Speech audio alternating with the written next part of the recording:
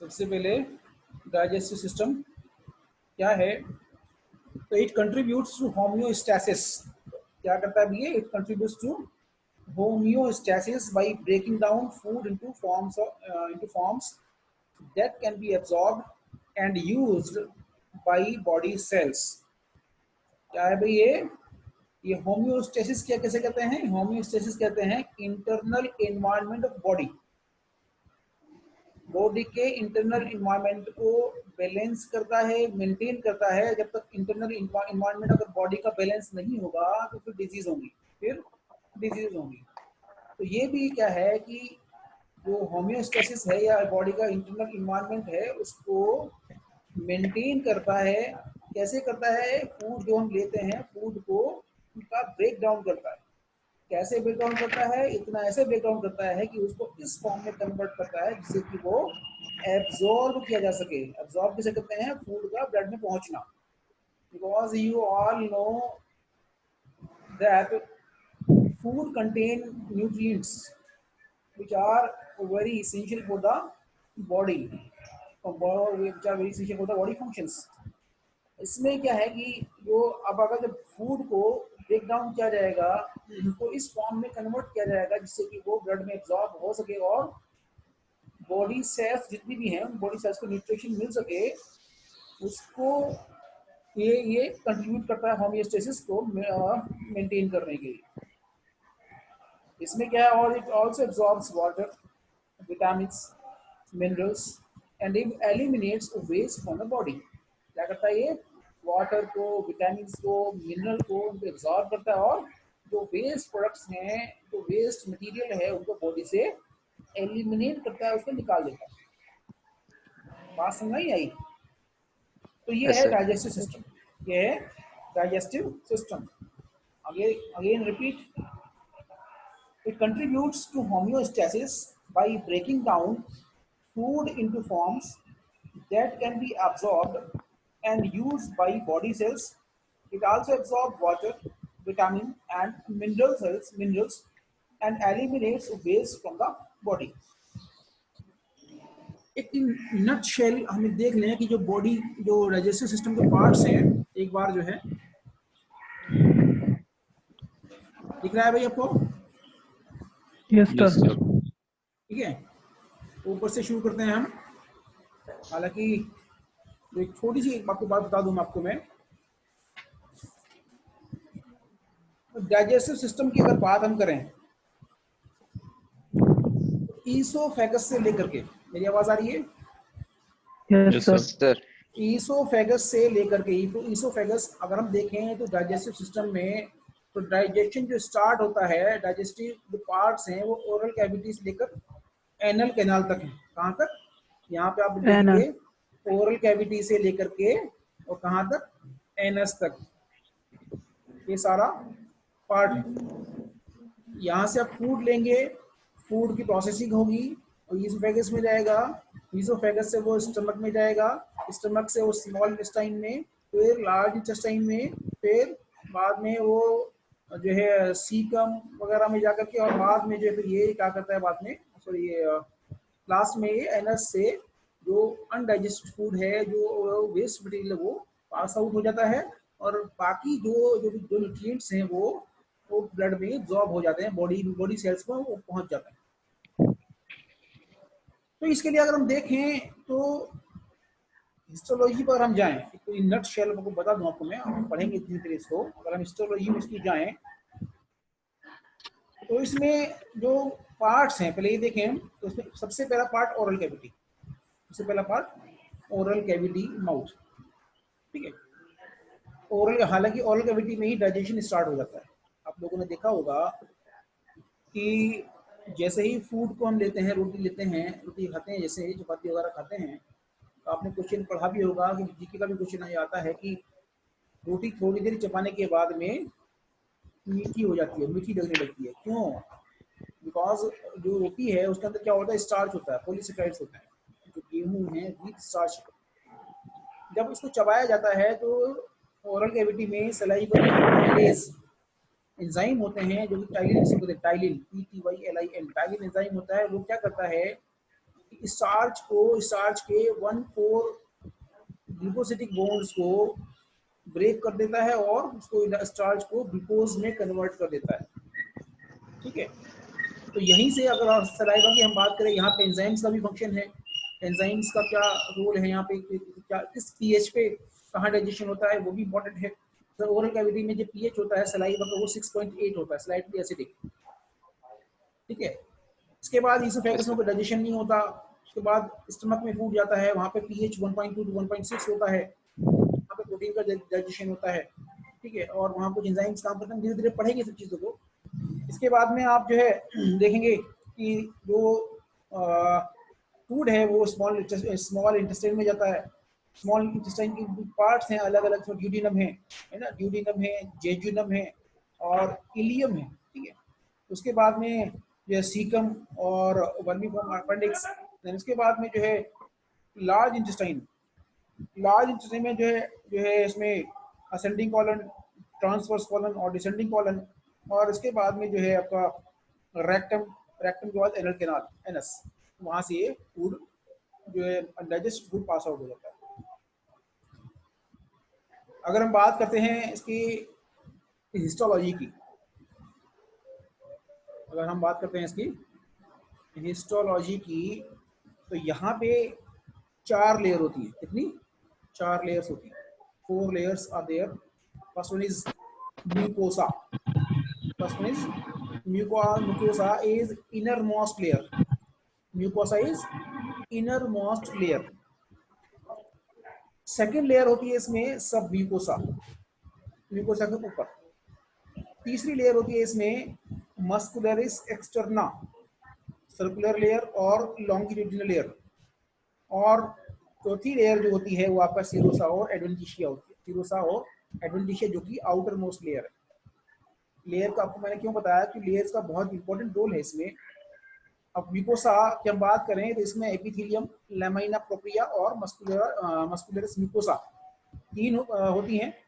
यहाँ इनका समझना इसलिए ज़रूरी है कि इन जो लेयर्स में जो होती हैं, जो म्यूकोसा और मस्कुलर पार्ट, इन सब हम पढ़ेंगे बाद में, इनके अंदर जो है डिफरेंट ग्लैंड्स होती हैं जो कि हार्मोन्स को और एंजाइम्स को सिक्रीट करती हैं। इनके अंदर कुछ लिम्फोइड नोड्यूल्स होते हैं, ब्लड वेसल्स होती हैं और नर्व्स होती हैं। ठीक है, जैसे कि सिंपैथेटिक और पैरासिम्पैथिक नर्व जो है होता है इसमें। ये सब इसका इनका अलग अलग फंक्शन होते हैं। जैसे हम देखें तो जो म्यूकोसा की हम बात करते हैं, अगर हम आगे पढ़ेंगे बीच में, तो म्यूकोसा का जो रोल है वो प्रोटेक्टिव, एब्जॉर्प्शन और सीक्रेशन, 3 रोल, 3 फंक्शंस होते हैं। या प्रोटेक्टिव होती है तो जो है जैसे कि इसमें प्रोटेक्टिव कैसे कि इसमें goblet secreting cells, goblet cells होती हैं जो कि म्यूकस सीक्रेटिंग सेल्स होती हैं। वो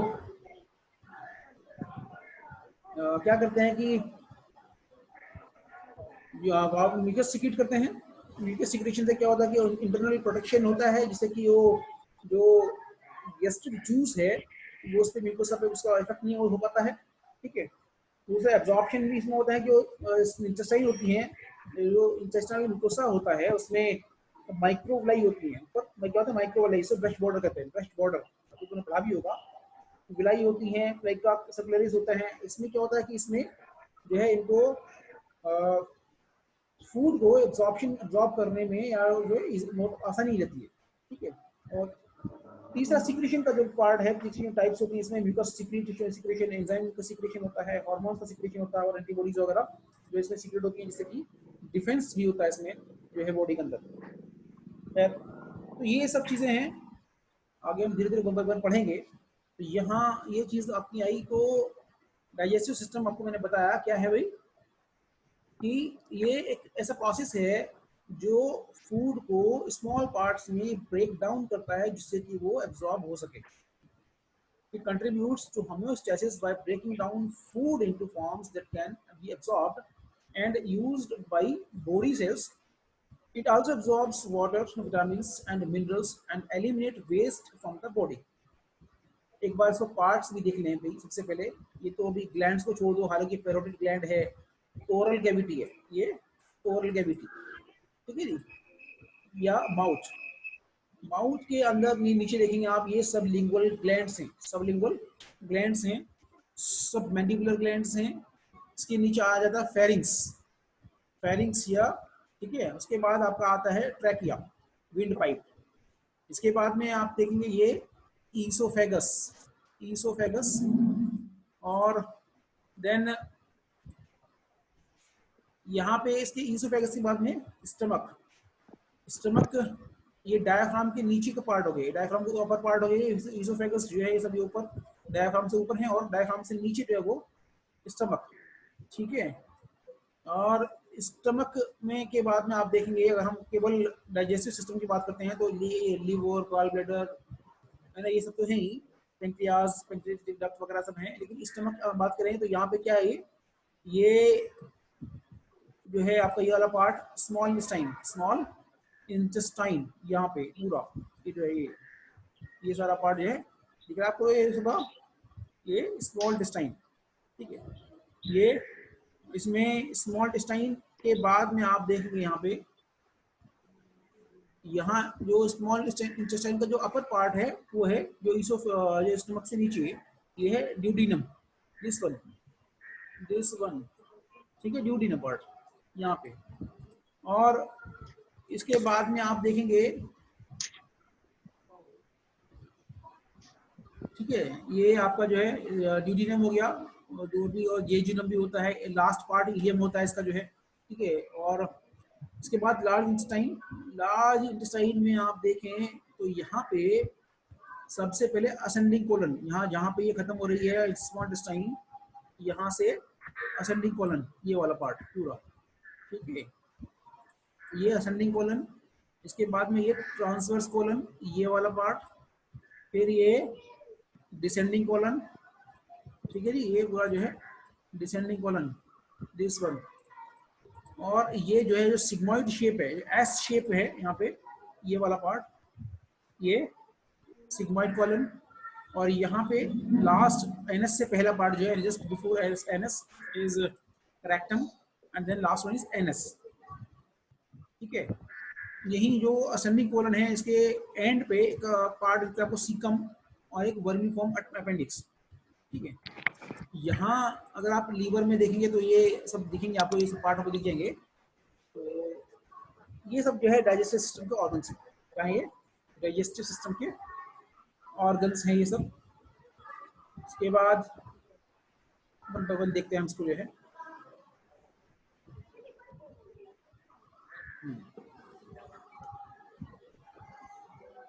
फर्स्ट पॉइंट मैं आपको ये नोट्स शेयर कर दूंगा, ठीक है, आप इसमें से पढ़ लेना। ये बिल्कुल क्लियर नोट्स हैं, छोटे, बहुत ज़्यादा भी नहीं इसमें, बहुत कम, सफिशिएंट मटेरियल है।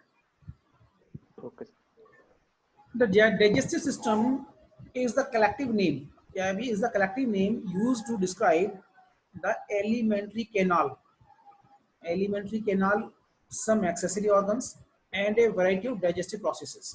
क्या है, तीन चीजों को मिला करके एलिमेंट्री कैनाल, एक्सेसरी ऑर्गन्स और वैरायटी ऑफ डाइजेस्टिव प्रोसेसेस, इन सब को मिला करके कहते हैं डाइजेस्टिव सिस्टम।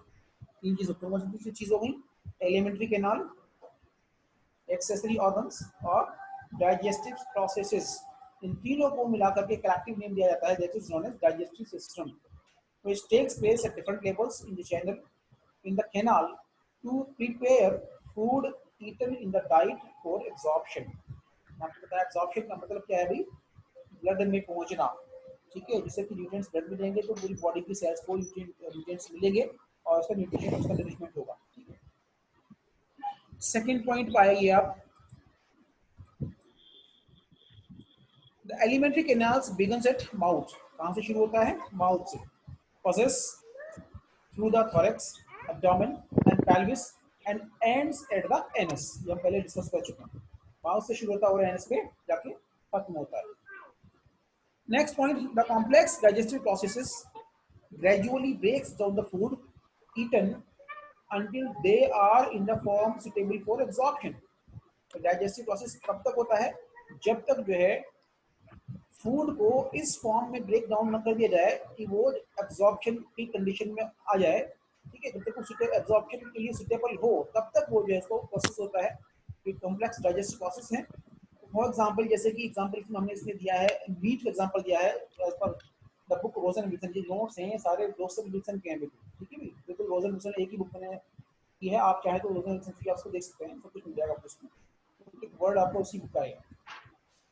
तो for example meat, even man cook, अगर ये मीट को देखा जाए तो उसको जो रॉ फॉर्म में अगर है उसको कोई भी इसको खा नहीं सकता है, लेकिन कुकिंग के बाद भी वो इतना कॉम्प्लेक्स केमिकल इतना कॉम्प्लेक्स होता है कि उसको एब्जॉर्ब करना जो है इजी नहीं होता है एलिमेंट्री किनाल से। तो इसलिए it therefore goes through series of changes which release its constituent nutrients, amino acids, mineral salts and fats and vitamins। इसका बात मतलब ये हुआ कि डाइजेस्टिव प्रोसेस जब होते हैं तो जो एक सीरीज ऑफ चेंजेस होती है इसमें, डाइजेस्टिव प्रोसेस के बाद इतना चेंज हो जाता है, इतना कन्वर्ट हो जाता है कि इसके अंदर से जो अमीनो एसिड्स होते हैं, मिनरल सल्ट्स होते हैं, फैट्स होते हैं, विटामिन होते हैं, वो रिलीज हो जाते हैं, वो भी रिलीज हो जाते हैं। एग्जांपल लिया जो आमतौर से जो सिंपल फूड है उसकी तो बातें लगे, वो तो इजीली डाइजेस्ट हो जाता है। Next point, chemical substances or enzymes which affect these changes are secreted into the canal by the specialized glands, some of which are in the walls of the canal and some outside the canal but with ducts leading into it। भाई अब जो chemical substances होते हैं या enzymes होते हैं जो कि डाइजेशन प्रोसेस में हेल्प करते हैं, ठीक है, वो कुछ स्पेशलाइज्ड ग्लैंड्स होती हैं उनके सीक्रेट होता है। अब कुछ जो ग्लैंड्स होती हैं वो इनकी वॉल्स के अंदर होती हैं कैनाल की, कुछ कैनाल की वॉल के बाहर होती हैं, कुछ कैनाल की वॉल के बाहर होती हैं। तो अगर हम इसको देखें इसमें भी जो है अलग अलग टाइप की जो ग्लैंड्स होती हैं इसमें, ठीक है, जैसे इसमें आपका म्यूकोसल ग्लैंड है, म्यूकोसल ग्लैंड जो म्यूकोसा के अंदर होती हैं, कुछ सब म्यूकोसल ग्लैंड्स होती हैं जो सब म्यूकोसा जो लेयर होती है उसके अंदर उसके अंदर तक होती हैं, जैसे ब्रूनर्स ग्लैंड है, ब्रूनर्स ग्लैंड सब म्यूकोसा के अंदर होती है और क्या करती है कि वो काइन को सीक्रेट करती है। काइन क्या करता है कि एसिड की जो एसिडिक नेचर, फूड का जो एसिडिक नेचर होता है उसको ये न्यूट्रलाइज करता है काइन। ऐसे ही एक्स्ट्रा म्यूरल ग्लैंड्स होती हैं कुछ जो इस इंटेस्टाइन की वॉल के बाहर होती हैं, है ना, इसमें कि जो है कुछ तो वॉल के अंदर होती हैं, कुछ वॉल के बाहर होती हैं। जो वॉल के अंदर होती है वो म्यूकोसल ग्लैंड्स होती हैं और वॉल के बाहर होती हैं वो एक्स्ट्रा म्यूरल ग्लैंड्स होती हैं, ठीक है। आगे आफ्टर एब्जॉर्प्शन हो गया, ब्लड में फूड चला गया, तो nutrients are used to synthesise body constituents. अब न्यूट्रिएंट्स जो होते हैं क्या करते हैं, वो जो बॉडी कॉन्स्टिट्यूएंट्स होते हैं उनको सिंथेसाइज करते हैं। They provide the raw material for the manufacture of new cells, hormones, enzymes, and the energy needed for these and other processes and for disposal of waste material। Absorption होने के बाद में क्या करेंगे, अभी जो बॉडी के अंदर न्यूट्रिएंट्स जो बॉडी कॉन्स्टिट्यूएंट्स हैं उनको सिंथेसाइज करने में ये काम आते हैं। और ये क्या करते हैं कि बॉडी में जो न्यू सेल्स होती हैं, हार्मोन्स होते हैं, एंजाइम्स होते हैं या एनर्जी होती है, उनको मैन्युफैक्चर करने के लिए ये रॉ मटेरियल प्रोवाइड करते हैं। क्या करते हैं भी ये न्यूट्रिएंट्स हैं फूड से, ये रॉ मटेरियल प्रोवाइड करते हैं। और दूसरे प्रोसेस जिससे भी, और ये प्रोसेस भी होते हैं जिसमें कि जो वेस्ट मटेरियल है वो डिस्पोज आउट हो सके, निकल सके, बाहर जा सके। तो ये सारा एब्जॉर्प्शन, ये डाइजेशन की इंपॉर्टेंस है। मैं समझता हूँ आपको समझ में आ गया होगा। यहाँ तक कोई क्वेश्चन किसी को है? No sir. No sir. बता देना, आप लोग बाद में कहते हो कि समझ में नहीं आया था जिस टाइम पे।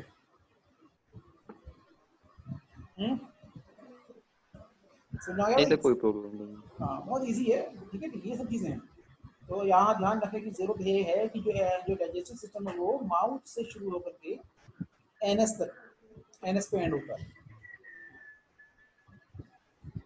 एक बार इसको देख लें, एक ब्रीफ सा कर लें कि जो एलिमेंट्री कैनाल और एक्सेसरी ऑर्गन्स और कुछ डाइजेस्टिव प्रोसेसेस को मिलाकर के जो इसको डाइजेस्टिव सिस्टम कहते हैं, ठीक है। ये अलग अलग लेवल्स ऑफ डिफरेंट लेवल पे जो है प्रोसेस होता है, जैसे कि जो फूड हम खाते हैं वो उनका वो एब्जॉर्प्शन के लिए सुटेबल बनाया जा सकता है। पर्पस भी ये डाइजेस्टिव सिस्टम का यही होता है। एलिमेंट्री कैनाल जो होती है वो माउथ से शुरू होकर के एनस पे एंड होती है। इसमें आपका जो है इसोफेगस, थोरैक्स, एब्डोमेन, पेल्विस सब आ जाएगा इसमें। इसके बाद में हम देखते हैं कि जो है जो कॉम्प्लेक्स डाइजेस्टिव प्रोसेसेस हैं वो क्या है कि gradually breaks down the foods eaten until they are in a form of suitable for absorption. हमने पहले भी डिस्कस किया, हमने इसको एग्जांपल भी इसमें दिया है, जैसे कि जो कॉम्प्लेक्स फॉर्म में जो मोस्ट कॉम्प्लेक्स फॉर्म जो होती है वो फूड जो मीट है, मतलब कोई मीट है तो उसमें केमिकली चेंजेस, इतने चेंजेस होते हैं कि वो अल्टीमेटली उसमें से वो जो न्यूट्रिएंट्स हैं जैसे अमीनो एसिड्स हैं, मिनरल सॉल्ट्स, फैट्स, विटामिन्स हैं, वो सब के सब इसमें से रिलीज हो जाता है। उसके बाद केमिकल एंजाइम्स का भी रोल है। केमिकल एंजाइम्स भी जो है जो स्पेशलाइज्ड सेल्स होती हैं, ग्लैंड्स होती हैं एलिमेंट्री कैनाल के अंदर, कुछ एलिमेंट्री जो ट्रैक्ट है उसके वॉल के अंदर होती हैं, कुछ वॉल के बाहर होती हैं, जैसे म्यूकोसल और सबम्यूकोसल ग्लैंड है वो वॉल के अंदर होती हैं और एक्स्ट्राम्यूरल ग्लैंड्स हैं वो वॉल के बाहर होती हैं। तो ये भी क्या करती हैं कि स्पेशलाइज्ड एंजाइम्स वगैरह को ये सिंथेसाइज करती हैं जिससे कि वो जो है डाइजेस्टिव प्रोसेस में काम आता है। और एब्जॉर्प्शन के बाद में क्या होता है अभी जो है, जो एब्जॉर्प्शन से जो आफ्टर एब्जॉर्प्शन के बाद में जो न्यूट्रिएंट्स होते हैं फूड के, वो बॉडी कंस्टिट्यूएंट्स को सिंथेसाइज करने के काम आते हैं। वो क्या करते हैं कि तो बॉडी के जो अंदर जो न्यू सेल्स होती हैं, न्यू सेल्स के लिए हार्मोन्स, एंजाइम्स के लिए, इन सबको बनाने के लिए, इनके मैन्युफैक्चर के लिए रॉ मटेरियल प्रोवाइड करते हैं ये आपके न्यूट्रिएंट्स फूड से जो मिले हैं। और जो एनर्जी हमें चाहिए होती है और जो प्रोसेस जो वेस्ट मटेरियल को डिस्पोज आउट करने के लिए जो प्रोसेस की नीड होती है, उन सब के लिए ये क्या करते हैं, ये एक वे क्रिएट करते हैं न्यूट्रिएंट्स। ठीक है, ये हुआ आपका इन जनरल डाइजेस्टिव सिस्टम। आगे चलते हैं डाइजेस्टिव सिस्टम के प्रोसेस क्या हैं, कौन कौन से प्रोसेस हैं डाइजेस्टिव सिस्टम में, क्या क्या होता है। Though the activities of digestive system can be grouped under 5 main headings। 5 चीजें हैं जिसमें जो 5 प्रोसेस हैं जो डाइजेस्टिव कंप्लीट डाइजेशन में होता है। क्या क्या होते हैं भाई? सबसे पहले होता है इंजेक्शन। इंजेक्शन इंजेक्शन का मतलब होता है कि this is the process of taking food into the alimentary tract. Food को एलिमेंट्री ट्रैक्ट के अंदर लेना, फूड को खाना, ये हुआ ingestion. Second one is propulsion. Propulsion में क्या है, this moves the content along the alimentary tract. तो क्या करता है कि ये एलिमेंट्री ट्रैक्ट, पूरे एलिमेंट्री ट्रैक्ट में ये फूड को क्या करता है, मूव करता है। Third process, this is very important process और जो है एसेंशियल प्रोसेस इज डाइजेशन। इसके अंदर 2 प्रोसेस होते हैं, consist of mechanical breakdown and chemical digestion. Mechanical breakdown of food and chemical digestion. Mechanical breakdown of food में क्या होता है, जैसे कि मैस्टिकेशन, चीविंग, चबाना, ये मैकेनिकल है। फूड को चबाना ये फूड का मैकेनिकल ब्रेकडाउन है। केमिकल डाइजेशन क्या है, food enzymes and by enzymes present the secretion produced by the glands and accessory organs of the digestive system। अब जो ग्लैंड्स होती हैं एलिमेंट्री ट्रैक्ट के अंदर या जो एक्सेसरी ऑर्गन्स हैं, वो क्या करते हैं कि एंजाइम्स को प्रोड्यूस करते हैं, और एंजाइम्स क्या करते हैं, इस फूड को जो का केमिकल डाइजेशन करता है, इसका इनको केमिकली इसका ब्रेक डाउन कर देता है। 3 चीजें, injection, propulsion and digestion. Fourth is absorption. Is very very important part of the digestion, क्योंकि एब्जॉर्प्शन जो होने के बाद में न्यूट्रिएंट्स जो ब्लड में पहुंचते हैं और डिफरेंट सेल्स और टिश्यूज तक जाते हैं और नई सेल्स बनती हैं, एनर्जी जनरेट होती है, ठीक है, एंजाइम्स बनते हैं, हार्मोन्स बनते हैं, जिससे बॉडी में पूरा होमियोस्टेसिस मेंटेन होता है। एब्जॉर्प्शन में क्या है कि this is the process by which digestive food substance pass through the walls of some organs of the alimentary canal into the blood. Into the blood, यहाँ सिंपल सी बात है, एब्जॉर्प्शन का मतलब क्या है, ब्लड में पहुंचना, into the blood and lymph capillaries for circulation around the body, पूरी बॉडी में सर्कुलेट हो सके, जिससे कि ये सारे न्यूट्रिएंट्स हैं पूरी बॉडी के सेल्स को, पूरी बॉडी के टिश्यूज को मिल सकें। 4 जो चीज होगी, ingestion, propulsion, digestion and absorption. Fourth one is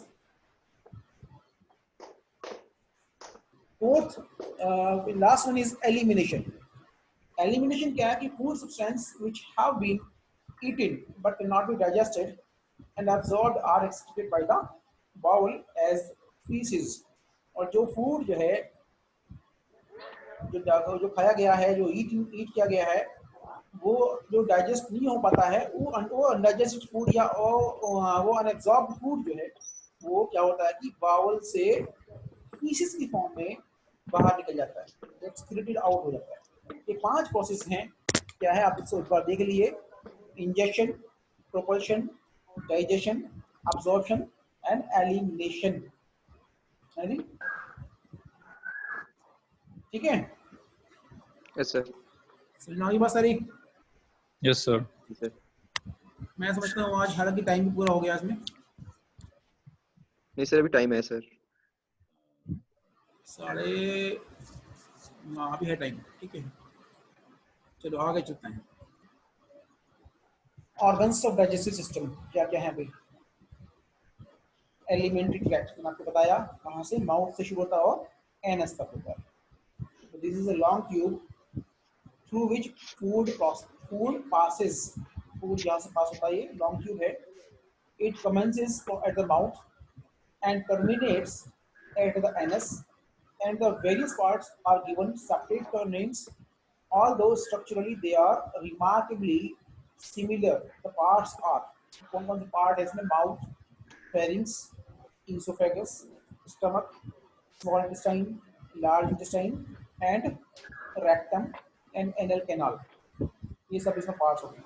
mouth, pharynx, oesophagus, stomach, small intestine, large intestine, rectum and anal canal.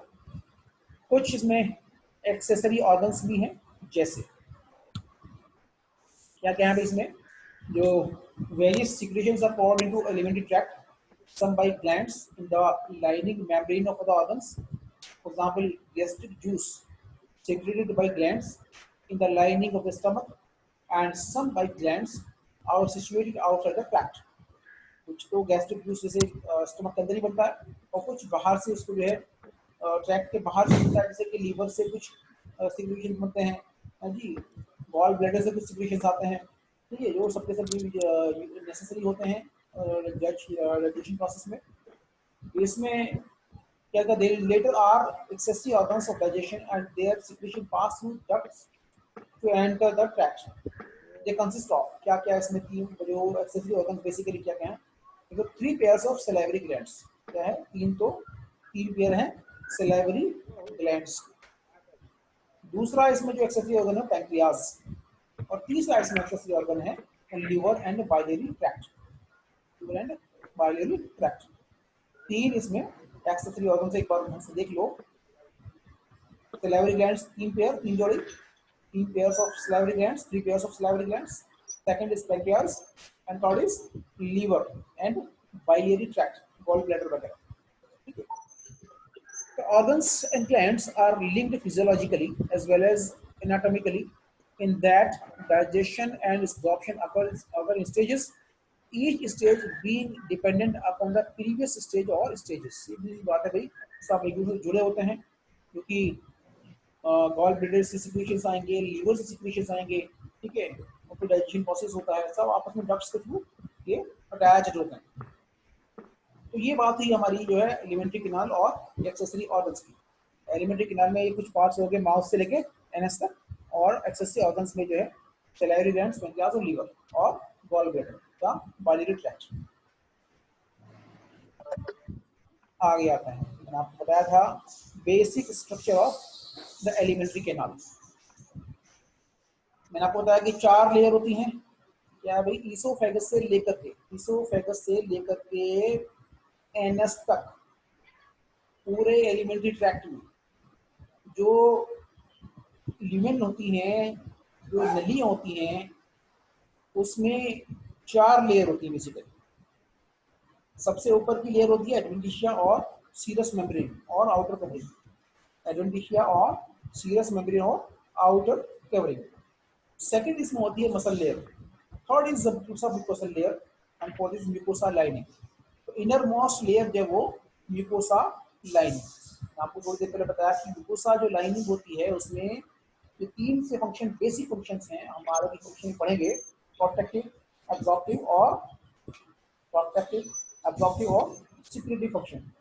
Protection hold करता है ये गैस्ट्रिक जूस से, क्योंकि जो है इसके अंदर गॉबलेट सेल्स होती हैं जो म्यूकस सीक्रेट करती हैं, इससे गैस्ट्रिक जूस का जो इफेक्ट है वो म्यूकोसा लाइनिंग पे या स्टमक में या उनके डिफरेंट पार्ट्स में ना होने पाए। दूसरा उसका जो है एब्जॉर्प्शन का पार्ट है। एब्जॉर्प्शन के लिए क्या होता है, इसके अंदर जैसे इंटेस्टाइन वगैरह में है, इसमें क्या होती है कि माइक्रोविलाई होती है, ब्रश बोर्ड है जिससे कहते हैं, वो क्या होता है कि वो एब्जॉर्प्शन प्रोसेस में हेल्प करता है। थर्ड है सबम्यूकोसल लेयर और थर्ड है मसल लेयर, और इसके बाद है और लास्ट में जो इनर लाइनिंग है वो है mucosa line. Outer most adventitia और serous membrane, second muscle layer, third is submucosal layer, और इनर मोस्ट सबसे अंदर जो होती है वो म्यूकोसा लाइन है। इसका स्ट्रक्चर एक बार देख लें, यहाँ आपको दिख रहा होगा,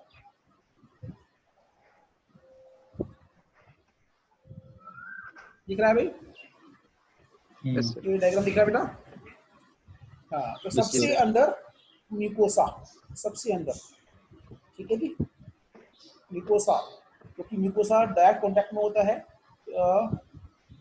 फूड के, तो वहाँ जो गैस्ट्रिक जूस बनेगा, जैसे गैस्ट्रिक जूस बनेगा, हाइड्रोक्लोरिक एसिड HCl का सिक्रेशन भी होता है। तो इसमें क्योंकि म्यूकोसा के अंदर ग्लैंड्स जो होती हैं वो कुछ म्यूकस सीक्रेट करती हैं, कुछ म्यूकस सीक्रेटिंग ग्लैंड्स होती हैं, जैसे गॉबलेट सेल्स होती हैं, पैराइटल सेल्स होती है जो कि HCl सीक्रेट करती हैं, चीफ सेल्स होती हैं जो कि गैस्ट्रिक जूस सीक्रेट करती हैं। तो इन सब का इफेक्ट ना होने पाए, इसलिए म्यूकस क्या करता है, म्यूकस अंदर जो एक लाइनिंग बना लेता है, जिससे कि जो है जो हार्मफुल इफेक्ट है उसको नहीं होने पाता है mucosa.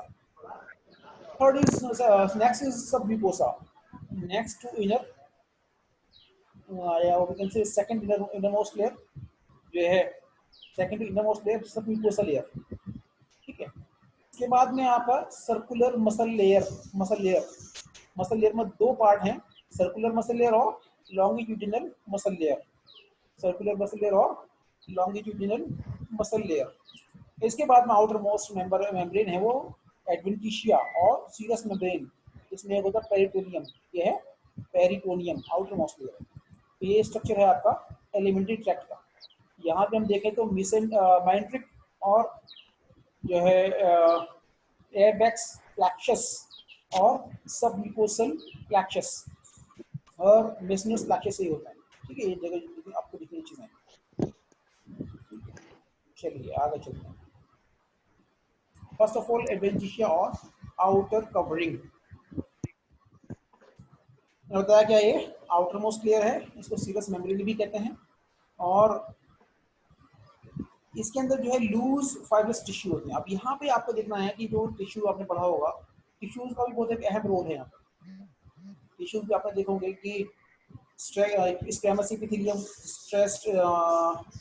Squamous epithelium, stratified squamous epithelium, columnar epithelium, cuboidal epithelium, ये सब इसमें होते हैं। तो अगर एडवेंटिशिया की हम आउटर लेयर को देखें तो ये क्या है भी, ये लूज फाइब्रस टिश्यू की बनी होती है, ठीक है जी। और एक serous membrane covered by serous membrane known as peritoneum, loose fibrous connective tissue बनी होती है।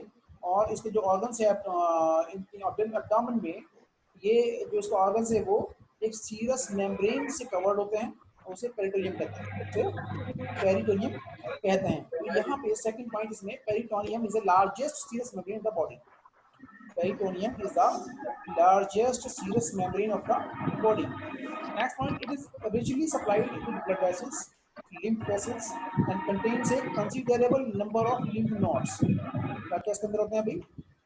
ब्लड वेसल्स होती हैं, लिम्फ वेसल्स होती हैं, और जो है लिम्फ नोड्स होती हैं। अब लिम्फ नोड्स होंगे तो ये क्या करेगा अभी, ये इस जो इन्फेक्शंस को भी स्प्रेड करने से रोकता है। तो मतलब कि डिफेंस में भी इसका काम है, बॉडी डिफेंस में। तो it provides a physical barrier to local spread of infection. अब इसमें भी जो है दो लेयर्स होती हैं, it has two layers, first is parietal layer और second is the visceral layer. Parietal layer जो आउटर मोस्ट लेयर है, जो which lines the abdominal wall, और विसरल लेयर जो है वो क्या करती है, which covers the organs, viscera जो इंटरनल ऑर्गन्स होते हैं उनको कवर करती है।